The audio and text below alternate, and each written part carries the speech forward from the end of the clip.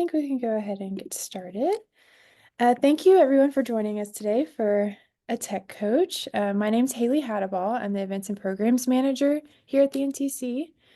And I'd like to welcome you all to our tech coach called the ACE the Interview, Breakthrough Recency Bias. And I am pleased to introduce our speaker today, Miss Ebony Butler, who is a speaker and business coach at Leadershift Focused Solutions. So, Ebony, thank you so much for being here today. And I'm going to go ahead and hand it over to you. Thank you so much. I appreciate it. And thank you to everyone for showing up for this call today. I know you're seeing something in front of you, and I promise you, you're not about to see that anymore. I just want to do a pulse check and see, do you all see the slide, ACE the Interview, Breakthrough Recency Bias?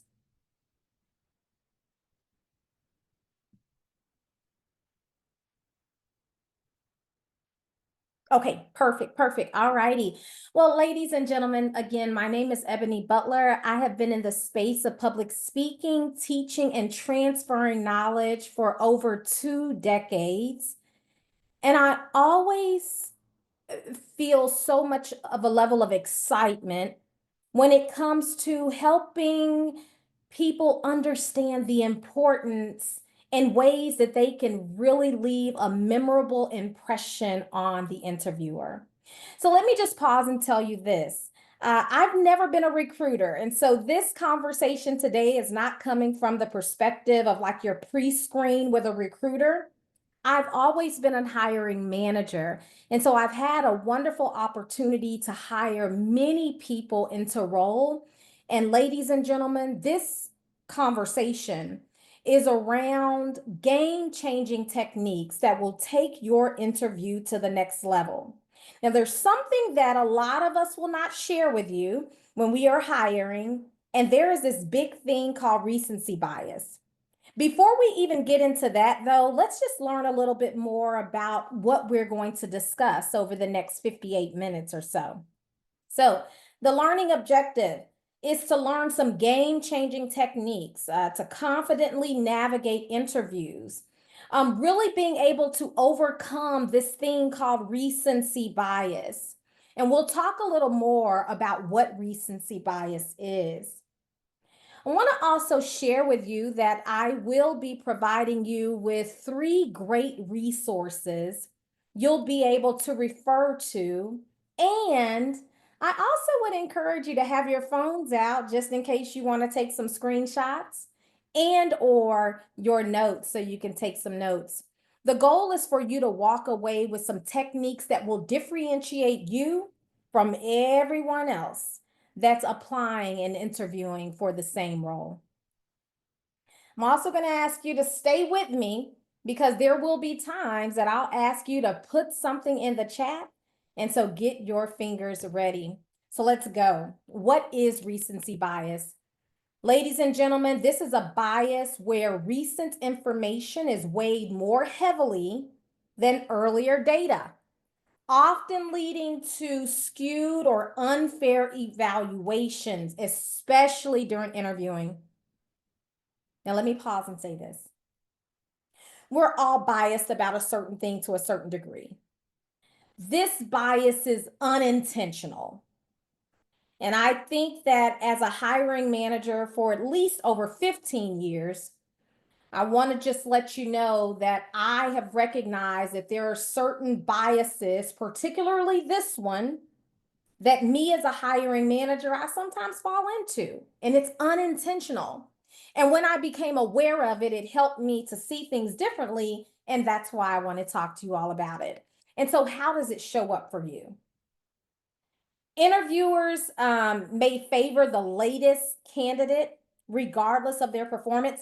So let's say, for instance, I'm hiring one person for a role and I have 7 interviews. You don't know if you're the first interview, if you're the middle person being interviewed, or if you're the last interviewer.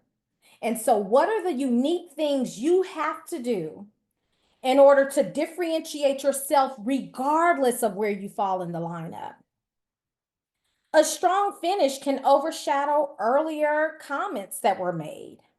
And so we're going to tap dance on this concept around how do we close out an interview? Now, as far as you sending a thank you letter, that's the norm. We know that. And so, again, this conversation is around game-changing techniques. Earlier candidates, great responses may fade from memory.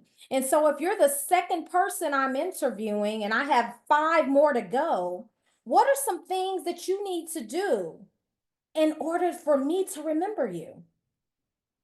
Recent candidates often dominate group debriefs. If we have a group debrief, so it was a panel interview, the most recent ones can dominate the discussion because that's what we just observed.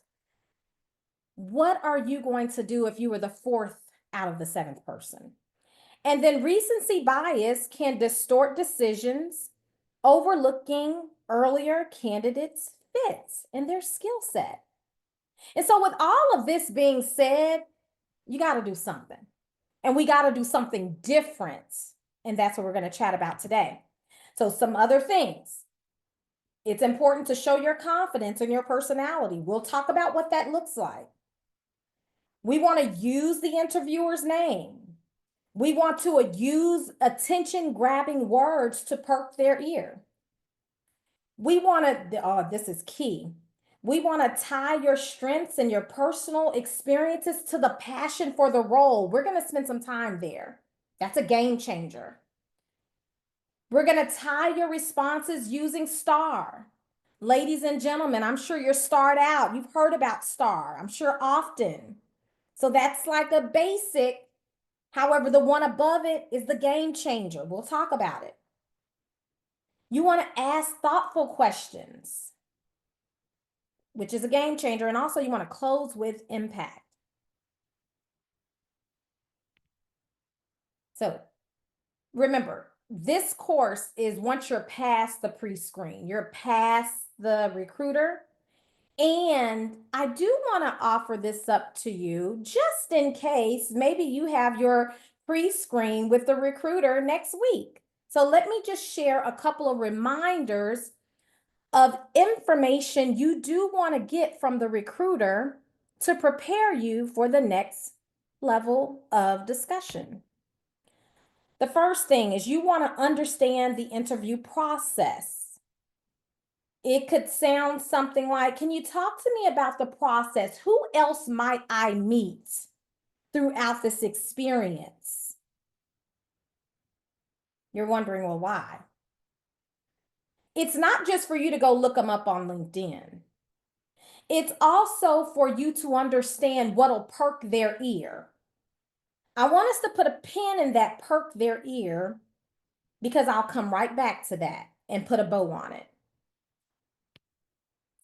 We want to understand the dynamics of the team. How would you describe the personality of the team? How would you describe the personality of the leader? Ladies and gentlemen, let me share this with you. I've had a great opportunity to coach a lot of people, especially entering into their first stages of their career. And they have always come back to me and said, Ebony, that one, even the recruiter was impressed.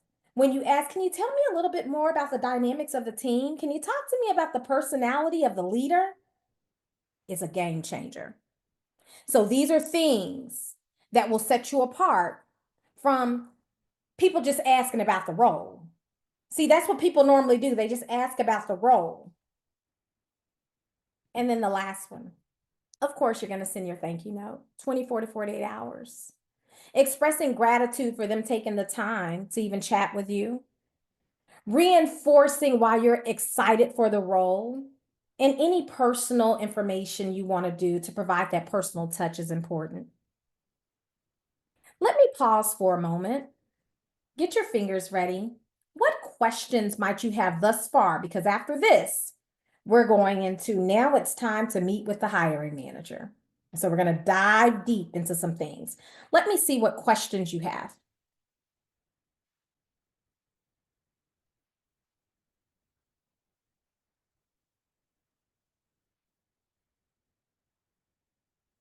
Are there any questions?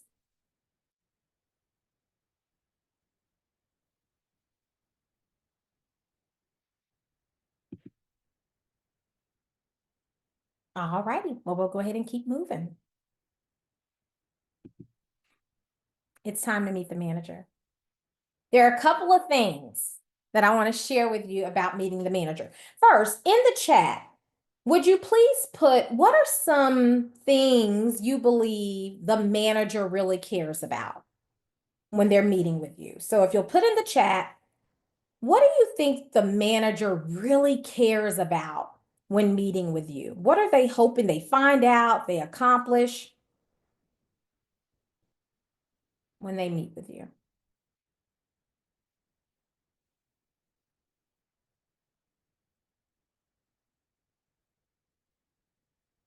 Anyone? Okay.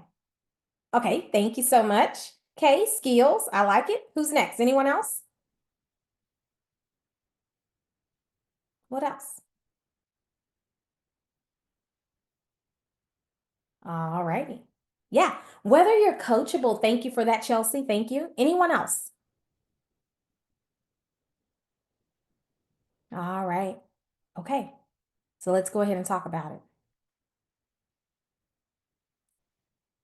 Hiring managers care about your personality. Is this someone that's going to be pleasant to work with? They care about, is this a problem solving type of person, or is this a problem focused person, or is this a person that's thinking about solving problems, right? And then this person also is trying to see if you're credible. And so they want to make sure they're able to walk away from this conversation with knowing exactly what you did and how you did it. So then that leads to, well, then how do you have to show up? Well, if they're looking for someone pleasant, you need to show your personality. Be authentic, be personable. If they want to make sure you are a solutions focused person, then you want to understand what are the challenges of this team? What are the challenges of the organization so I can show up and discuss how I'm a problem solver? And then they want to know exactly what you did and how you did it. And so we need to be clear with our responses, engaging the STAR method. And I'll talk about that briefly at the very end. But ladies and gentlemen, I got to share something with you. There are three elements, the three V's, that help to enhance credibility. And I am going to ask you to put something in the chat for this one. There are three V's that helps someone really know if you are credible, if they can trust you, if you're honest. The first one is verbal. Those are the actual words you say. It's the words. Vocal. This is how you deliver the words. Do you have highs and lows in your voice? Do you pause? What about your pace of speech? And then visual. Visual is what you look like. Are you open or are you closed? Are you smiling? Are you leaning in? Ladies and gentlemen, in the chat, put the first one that you believe really leads to the highest level of credibility. Is it about the verbal, the what you say? Is it about the vocal, how you say it? Or is it about the visual, how you show up? Which one of those V's do you believe increases your credibility the most when interacting with people in general? Which one? You'll put that in the chat. Okay, vocal, visual, thank you. Anyone else? All right, visual. Okay, all right. Man, I thought I was going to be able to trick you all. And I wasn't, because let's talk about it. Only 7% of your credibility is the words you say. Only 7%. The actual words you say. The STAR method stuff we'll talk about at the end, that's the words you say. Only 7%. Some of us said vocal. The how you say it increases up to 38%, weighing towards whether or not someone can believe you, trust you. And then the visual is the number one. Because even if you're not face to face interviewing, even if you're still doing something like this, they see you, you see them. Let's be real. Which one do we focus and prepare for the most? The verbal, the vocal, or the visual? Which one do we prepare for the most? Yeah, yeah, yeah. Thank you, Brenda. Thank you, Chelsea. Verbal. That's what we prepare for the most. That's what everyone does. That's the thing. If I am hiring for a marketing manager, I'm pretty for certain that first off, from the resume, all the candidates have about the same stuff, same experiences, same skills. When I ask questions, it's going to be about the same. Yet that's where we put most of our focus.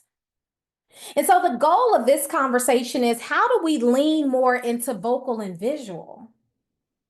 So then we can hear and value the verbal. So what Ebony's not saying, I'm not saying that verbal doesn't matter, that you can just say anything. However, unfortunately, if you come in late, if you slouched all over, if you're not giving eye contact, you're looking all around, if your voice is real like this, you're not showing any type of anything, I have checked out. I've checked out. So I'm not even paying attention to the verbal. Let me get a reaction. Does that make sense? Or questions?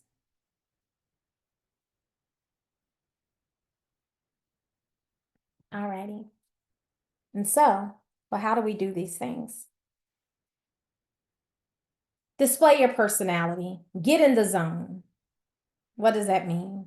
Whatever you have to do to get yourself excited and prepared for a session, for a conversation, do it. Some people it's go run. Some people it's listen to music. Some people it's take a walk through the park. Some people it's meditate. Some people it's pray. Whatever it is, drink coffee. Whatever it is, get in the zone mentally. Smile. I mean, it's amazing. Laugh even. I was sharing with a young lady. She said, Miss Ebony, I thought that you have to be so professional. We are looking for personality.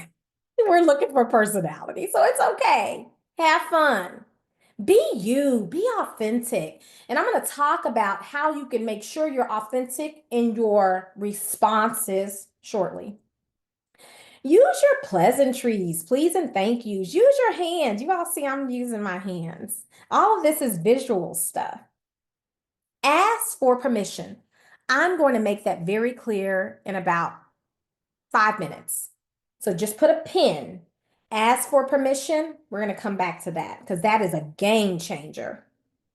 Open body language. So you're open. You're not closed off. You're not, you're open. How do you show up confident? Be early, ladies and gentlemen. To be on time is to be late. We should at least be 7 minutes early on the Zoom. 15 minutes early waiting in the lobby. To be on time is to be late. Lean in. You all might even see I sometimes lean in. When you're even face to face, lean in. Give eye contact. So you want to look at your camera if you're on Zoom. You want to look at the people. And even if it's a panel interview, you just want to look. Give people eye contact. Give firm handshakes. Use words of clarity and not of timidity. And we'll talk about that too. Moderate your pace of speech. What do I mean? If we're talking really, really fast, and sometimes that's because of anxiety and we're nervous and it doesn't make people feel less comfortable with us.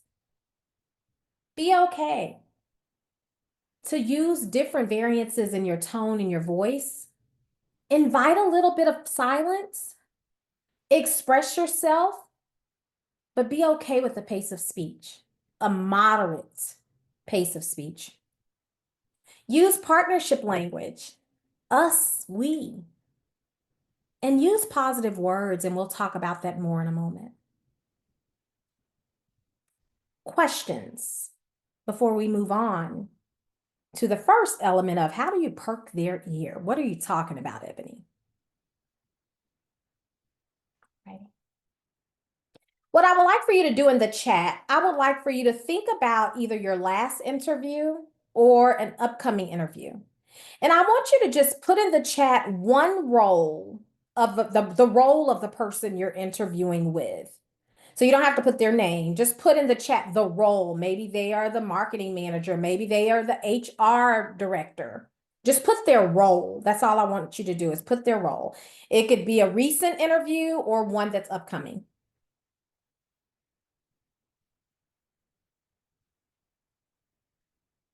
Or for the role in which you want, the type of, manager you think you would interview with. Okay. Thank you, Director of Product Management, External Affairs. Thank you so much. Who's next?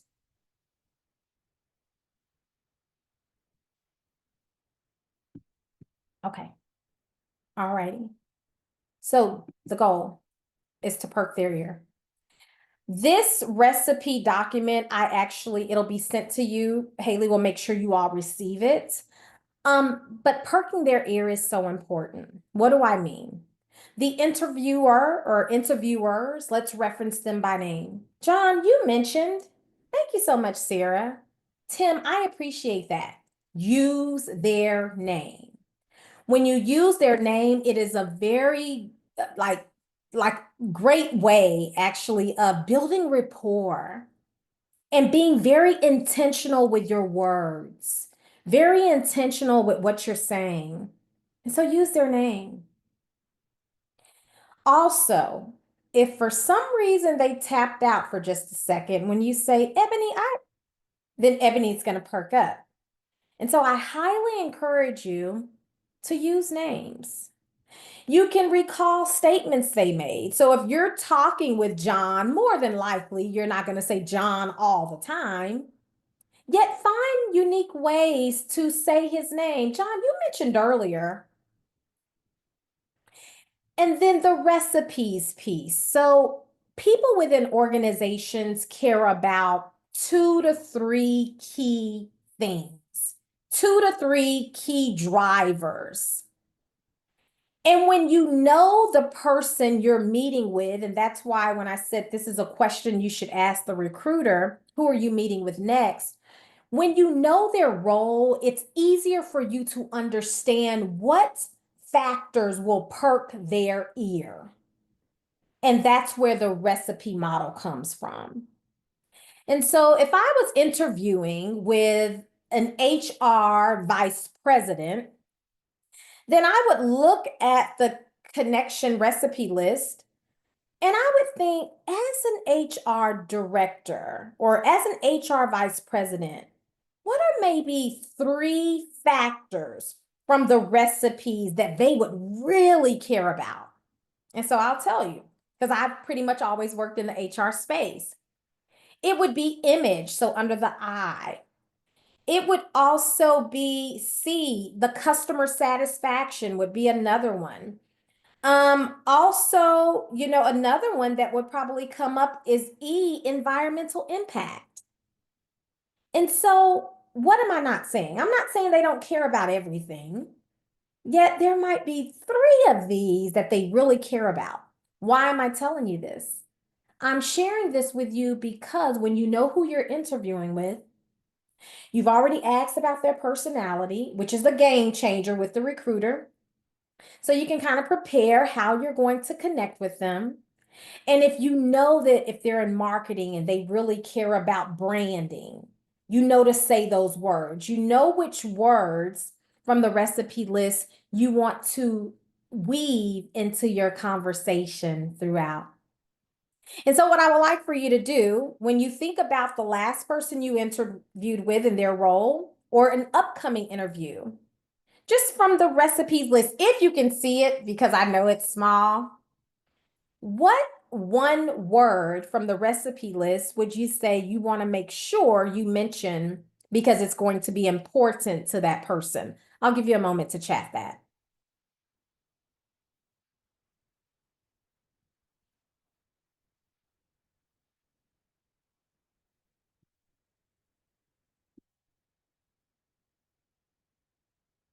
Anyone? Okay, thank you so much. Impact, thank you. Anyone else? Ah, thank you for that, Brenda. People development, yes, thank you. Anyone else? Okay, yes, thank you, Simone. Efficiency. Okay, thank you. And so this document, you all will have access to it when Haley will make sure you get this document. Okay. And so some positive words, other than this piece to perk their ear, there are some positive words that you can always infuse throughout your conversation. And I'll just let you land your eyes there. What other positive words do you feel like you use or you've observed that you use when interacting during an interview? Any others that maybe are not captured on this list? Feel free to put it in the chat.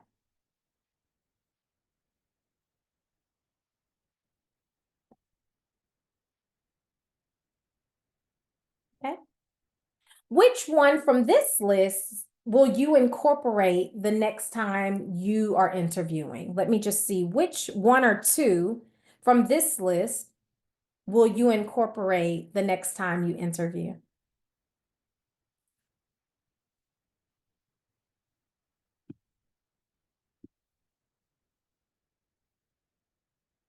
Creative, adaptable, passionate. Thank you. Creative. Thank you so much. All right. And just like we have positive words, thank you so much for that, Simone. Proactive. Thank you. So just like we have positive words, we also have words that we want you to leave at the door.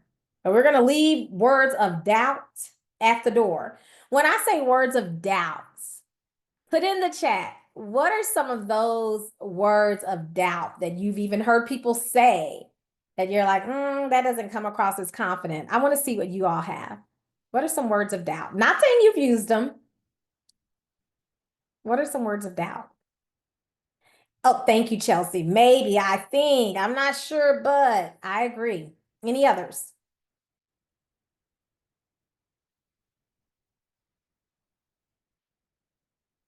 Okay, you all are right on it. So, only just a little bit. I've only done this for 1 year. I've had an awesome opportunity over this last year, right? Kind of, I think. Tell me what you know. you know, it might, I hope, it could, I should, I guess, can't, want, but we want to stay away from those words of uncertainty. Leave all doubt at the door. So then this leads us into some game-changing elements. Oftentimes, when we are interviewing, and you all even brought this up, we focus too much on the verbal. And when we focus so much on the verbal, we're only focusing on a small piece of us. We're only focusing on a small piece of us. And the goal around really building and bridging that connection and really standing out, if you're the fourth person out of seven, if you're the first person out of seven, if you're the sixth person out of seven, but the way to make sure you stand out is for you to build trust and rapport with the person you're interviewing with. The way to do that is to truly show up as your authentic self. Show up as the whole person. You have to show up as your whole self. Well, we're wondering, how do we do that? How do I show up authentically? Well, the first thing is people have to understand the head. They have to understand your thoughts, your mindset. They have to understand your heart, your motives, your desires, your passion. And then they couple that with your resume, your skill sets, your experiences. Ladies and gentlemen, oftentimes we're showing up to interviews with sorry, and I can't even let it go. We're only showing up with our resume. We showing up with our resume and a little bit of the mind, a little bit of the head, a little bit of our thought process. What we are not showing up with is our heart, our passion, our experiences, the things that we've endured and the things our experiences that have helped us to be who we are today. We're not showing up with that. Ladies and gentlemen, when I think about the interviews that really stood out to me, it was the ones where the person was truly authentic. They showed up with their head, their heart, and their paper. Their head, their heart, and their skills. Their mindset, their motivations, and their skills. Let's talk about it. And so, how do we do it? We want to tie our strengths, so that could be like our head and our heart, and our personal experiences to the passion for the role we're applying for. So this is tying in our head and heart, and all of that is like our personal story, our lived experiences. Connect that to the passion we have for the role in which we're applying. How do we do it? The first thing we want to do is ask for permission to do it. And the reason being is because we're about to tap dance on a little personal. Ladies and gentlemen, this is a game changer. This is what will differentiate you from all the other people applying for the same role you're applying for. John, thank you so much for asking. Are you okay with me sharing something personally with this response? Just you asking, John's going to put an asterisk by your name because people don't do that. So he says, oh, sure. You identify your strengths relevant to the role. So this is like a thinking process that I'll ask you all to do. You share a short personal story or experience that shows how you've developed that strength. And then you connect that to the reason you're passionate about the role or the industry. So here we go. Let me give you an example. So ladies and gentlemen, I was a young mom. And so this is something that I would share. So I'm asked a question. Well, Ebony, what excites you about this role? John, thank you so much for asking. Are you open with me sharing something personal to kind of put a bow on this response? More than likely, John's going to say, sure. Well, John, I was a young mom of 3, and I had to become a master of organization, conflict resolution, and staying calm, particularly when under pressure. These skills I didn't even realize were going to be transferable until I started leading teams at work. The experience taught me how to juggle different priorities, how to listen with care and empathy, and how to make quick and thoughtful decisions, which is exactly what fuels my passion for people-focused leadership and exactly why I applied for this role. So I'll pause.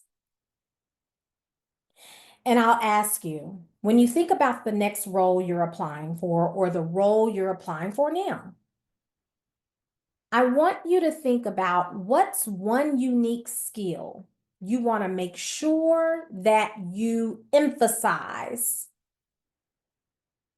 during this interview. So think about that. And if you'll put that skill in the chat, just one key skill. And I'm going to take it a step further. One key skill, and I want you to think about a lived personal experience. You can connect with that. Because this lived personal experience is what has helped this skill to evolve and grow.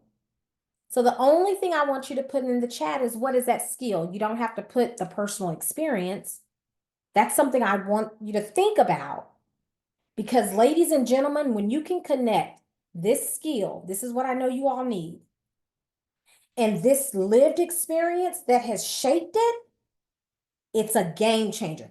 Not only are they able to see how you're able to couple it, they also know that that's a part of your DNA. It's helping to raise credibility. Oh, well, this goes all the way back to when she was a young mom here. So this is just a part of who she is, not just something she just learned last week. And so, ladies and gentlemen, it is game changing. I see empathy. Thank you for that. I see communication. Perfect. And so, you all think about a lived personal experience that'll help you to connect with empathy, that helps you connect with resiliency. Thank you for that. That helps you connect with communication. It's a game changer.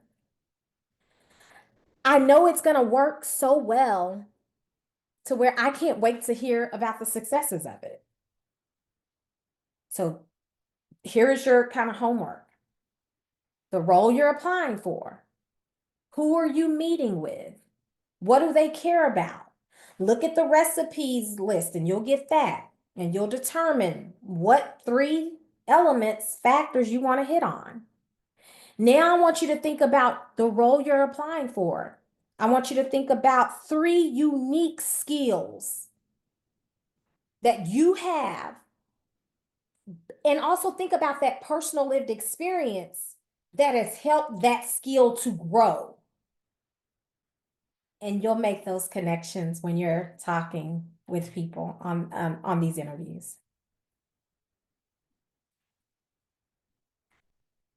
Thoughts, questions?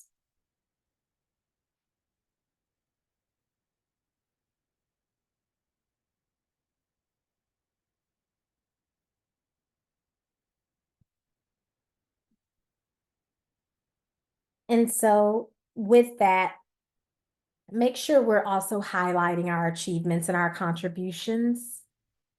And ladies and gentlemen, not just achievements and contributions at work. While I know that's good, the differentiator, maybe you volunteer at a shelter, often.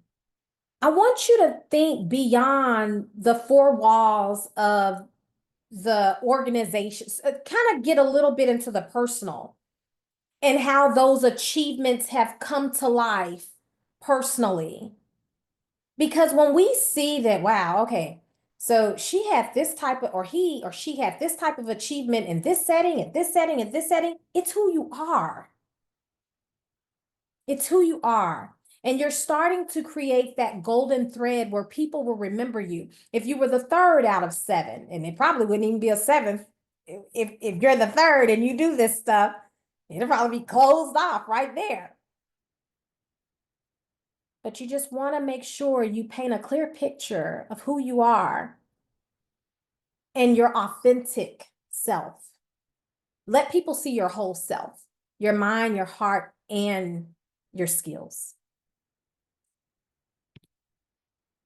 All right. So for the last couple of minutes, we'll talk about the STAR method. And this is your opportunity to really tell your story, implement everything we've talked about into this method. And so what is it? The STAR method is a structured manner of responding to a behavioral interview question by discussing the specific situation, the task, the actions, and the results of the situation you are describing. And so, you all have had these type of questions. Tell me about a time when. Share an example of this. Have this ever happened? How did you handle this? The reason we as interviewers ask these types of questions, because oftentimes when we understand situations you were in the past and how you handled those situations, it helps us to determine how you might approach and navigate similar situations on our team. And so this gives us some additional information into who you are and how you navigate certain challenges. I do encourage you, because I know that sometimes people will say, well, be prepared for this question or that question. I think that's tough. I think it's tough to prepare for certain questions. I think it's easier for you to just think of pivotal times where you've learned Or maybe it was something you had to do something new. Think about times you were faced with a challenge. Think about times you were faced with a conflict, and this could be a conflict with someone else. So I think if you think more like that, times when you've done certain things, it helps you to jog your memory, and then it'll help you to be thoughtful when you're delivering your response using the STAR method. And so situation, the task, the action, and the results.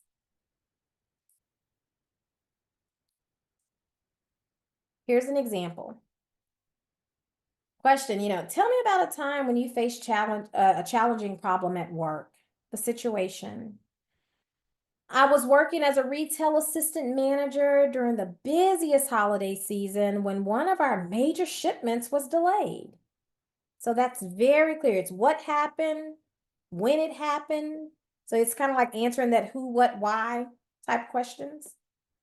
The task. Think of the task because people get task and actions confused a little bit. Task is, think of it as what were you responsible for? So, I was responsible for ensuring that we still met our sales targets despite the delays. What exactly did you do? These are the actions, not what did the team do, not what did your manager do.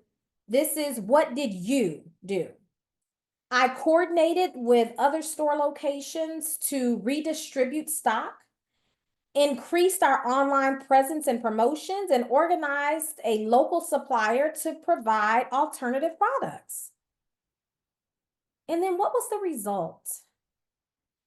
We not only met, but exceeded our sales target by 15% for the season, and the customer satisfaction rates improved by 10%. And that's where obviously it can be about the team, what we accomplished as the team. However, everything else is about you. The only other thing I do encourage you to add into results is what you learned. If there was a pivotal learning from that, what I've learned from that experience was, I do encourage, because that's a game changer. And I remember earlier someone mentioned they want to know if you're coachable. And so by you showing up with times, and it doesn't have to be every statement.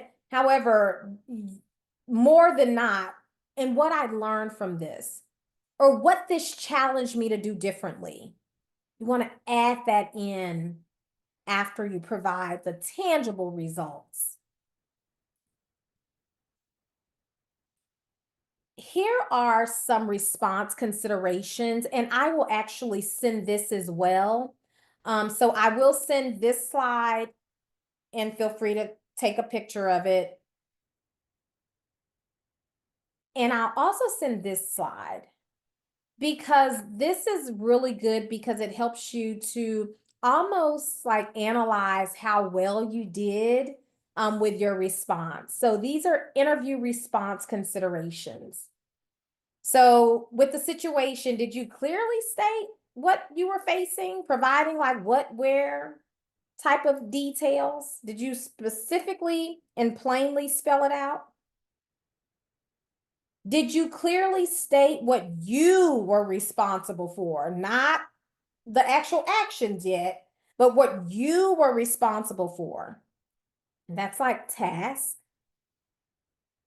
Did you convey what you took ownership of and provided a play-by-play list on what you did? That's actions. What transferable skill indicators did you mention in your response, if any? That's where that personal lived experience kind of comes into play. Did you articulate what you learned in the situation and how you applied it? Okay. So based on this, if you'll put in the chat, what's one key aha moment based on what we've talked about with STAR?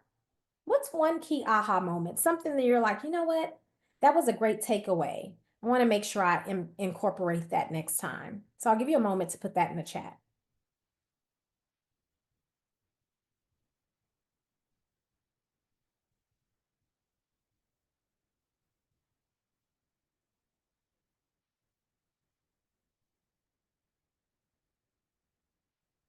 Thank you. Thank you. All right. Perfect. Now we want to make sure that not only they are interviewing us, we want to make sure we're interviewing them as well, making sure that it's going to be a mutual fit for the both parties, right? And so you want to focus on the 3 C's: career, company, and culture.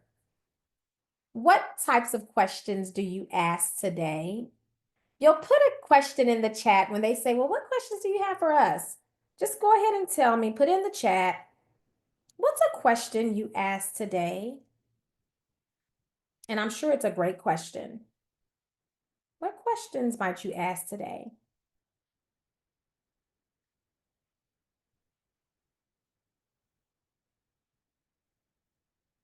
Okay. All right. And then here are some questions. Yeah, thank you. What do you enjoy about working for the organization? Thank you so much. And that's a great question because that helps us to tap into culture, right? Understanding a little bit more about the culture of the company. Thank you for that. And then I'll just let you land your eyes here. I like this one. What makes you most proud of in your role at the company? I love that. Thank you. That kind of tap dances a little bit on culture and career progression, perhaps, depending upon the response. I love that. Thank you. And so you always want to be thinking about career progression. You want to be thinking about company growth. You want to be thinking about culture. So I think about career progression is almost kind of like about you. Company growth is about the organization, and culture could be about for the clients, from the client perspective, or other people outside of yourself. And so here are some great questions that you can ask, because typically what people do here is they ask more questions about the actual role they're applying for. And so that means that you're still trying to make sure you're a good fit for the role. Well, these questions show career progression. Oh, they expect to be here for a while. They expect to grow. They expect to be successful. That's what's telling me as the hiring manager. Company growth. Oh, they're asking questions about company growth because they expect to have stability. They want to see how we value innovation. They want to know what we're doing. What type of organization are we? Culture. They expect to make this their home.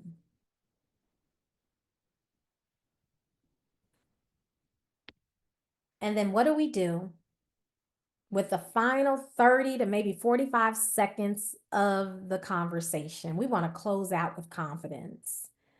So your final 30 seconds of power. What do you want to do? You want to clearly recap the value you bring to the role in which you're applying for. You want to be genuine and demonstrate that you are genuine and enthusiastic about the opportunity. And you want to make sure that try to get like a confident expression of interest on the next step. So you want to express interest and excitement about the next steps. Here's an example. Tabitha, thank you again for the opportunity to speak with you today. Based on everything we've discussed, I truly believe that my skills in leading change and my passion for empathetic leadership makes me a very strong fit for this role.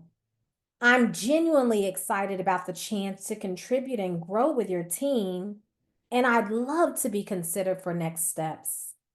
Thank you so much, Tabitha, for your time, and I just hope that you have a great day.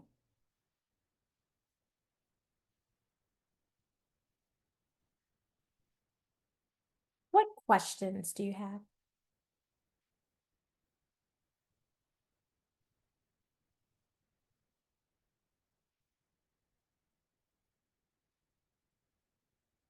in the chat if you'll put one key takeaway from this session today, one key insight, just one. If you'll put it in the chat, one key insight that was extremely helpful for you today.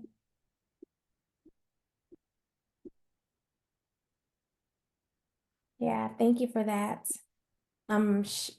Yeah, bringing personality to the interview, showing up as your authentic self. Yeah, your whole body, your mind, your heart, and your resume. Thank you. Thank you so much for that. Recency bias. Yeah, it definitely creeps up unintentionally, ladies and gentlemen, and it does creep up. Highlighting achievements and contributions. Thank you for that. As we close out, I would like for you to put one word in the chat. One word that comes to mind based on everything we've discussed. You don't have to explain it, just one word. And actually, this one word, if you'll put it in all caps, just one word. I also want to share with you that I love doing this work so much, and I know you all are going to be extremely successful. Haley will also provide you with a Calendly link if you would like a 30-minute complimentary session with me one-on-one to take a deeper dive into any area of your interview process. Then please just click on the link she sends and it'll show up all my times I'm available and schedule a time for us to chat. I did update my my schedule this morning, and so you all, I'm looking forward to hearing from you, and that's if you want to meet. All right, so thank you so much. I see preparation. All right. Thank you all tons for this time. I truly appreciate it. I hope that you at least gain one thing that'll help you in your navigation around your interviews and help you to get that next role you really want to have. And I'll go ahead and turn it back over to you, Haley. Thank you all so much. Awesome. Thank you so much, Ebony. That was wonderful. I know I personally learned a lot during that hour we had together, skills that I will be using moving forward in my career. So thank you again. And thank you everyone for being here with us today. We truly appreciate it. This Tech Coach has been recorded, so I will be sending that out later today or tomorrow, along with all of those resources Ebony mentioned that she sent to me. So you will get all of those things. But we hope that you join us at our next Tech Coach. It's going to be on May 15th, and that will be on the 6 types of work genius. So we hope that you join us there. And thank you again, and have a great